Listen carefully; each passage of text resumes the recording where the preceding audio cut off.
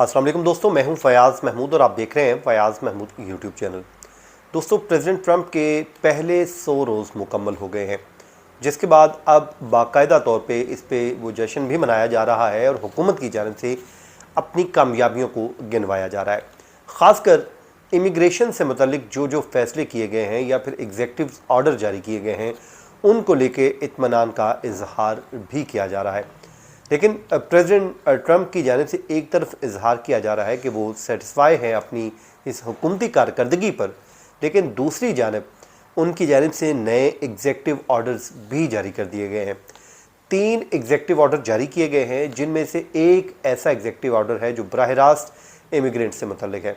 मतलब जो लोग ये समझ रहे थे कि वक्त गुजरेगा तो उस दौरान लोगों को रिलीफ मिलना शुरू हो जाएगा, शायद कोई पॉलिसीज़ में चेंजेस आ जाएंगी, तो बज़ाहिर ऐसा होता हुआ दिखाई नहीं दे रहा है।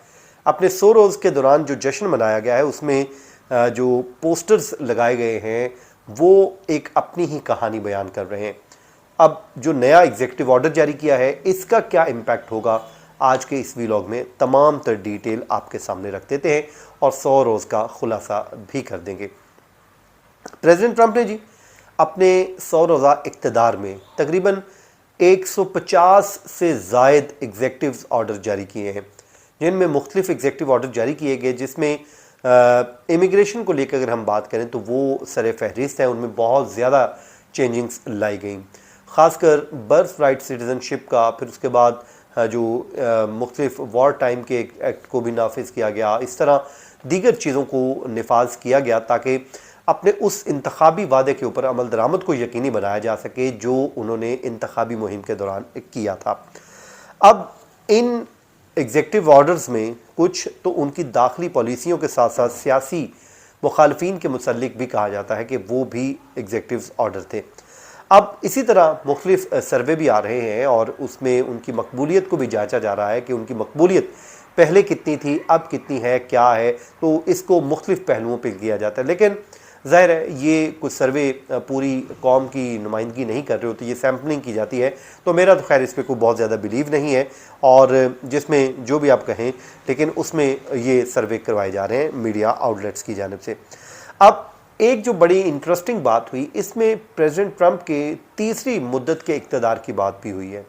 उसमें उनकी कैप भी इशू हुई, 2028 उस पर लिखा हुआ है, और इसी तरह वो ख़ुद भी कह चुके हैं। तो शायद इसमें एक क्या सराहियाँ की जा रही कि शायद वो तीसरी टर्म की भी तैयारी कर रहे हैं, शायद उनका तीसरी टर्म के लिए भी आने का इरादा है। लेकिन आपको पता है कि कानून ये कहता है कि 2 बार ही सदर बन सकता है, लेकिन उसके लिए ज़ाहिर है वो चेंजिंग लाएंगे या क्या करेंगे वो उसके लिए बाद में होगा। अब जो 100 डेज़ मुकम्मल हुए हैं, उस पर इमिग्रेशन से मुतल्लिक जो सख्त पॉलिसीज़ हैं जो अपनाई गई हैं इन 100 दिनों में, उनको उजागर किया गया है। और वाइट हाउस के लॉन में ऐसे पोस्टर्स लगाए गए हैं जिन पर संगीन जराइम में मुलविस गैर मुल्कियों की तस्वीर लगाई गई हैं, जो ये बताया जा रहा है कि ट्रंप की सख्त गिर इमिग्रेशन पॉलिसी की अलामती मुजाहरा है। अब ये कहा जा रहा है कि आप इससे अंदाज़ा लगा लें कि हमने ऐसे तमाम क्रिमिनल्स को उठा बाहर फेंका है और अपने मुल्क की सरहदों को यकीनी बनाया है कि उसकी हिफाजत की जाए। और वो ये कहते हैं कि इसी दौरान ही प्रेसिडेंट ट्रंप ने मुख्तलिफ किस्म के इक़दाम लिए, जिनमें बॉर्डर के ऊपर जो एमरजेंसी का नफाज किया, फिर मैक्सिको बॉर्डर को बंद किया, फिर वॉल बनाने का ऐलान किया गया, फिर उन्होंने मुख्तलिफ टैरिफ लगाए। ये वो सारी चीज़ें थी जो उन्होंने 100 डेज़ में की।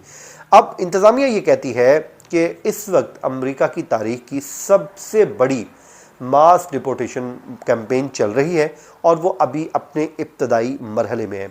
कुछ डाटा भी शेयर किया गया है जो मैं आपके साथ शेयर कर लेता हूं, जिसमें कहा गया है कि तकरीबन 1,39,000 अफराद को मुल्क बदर किया जा चुका है।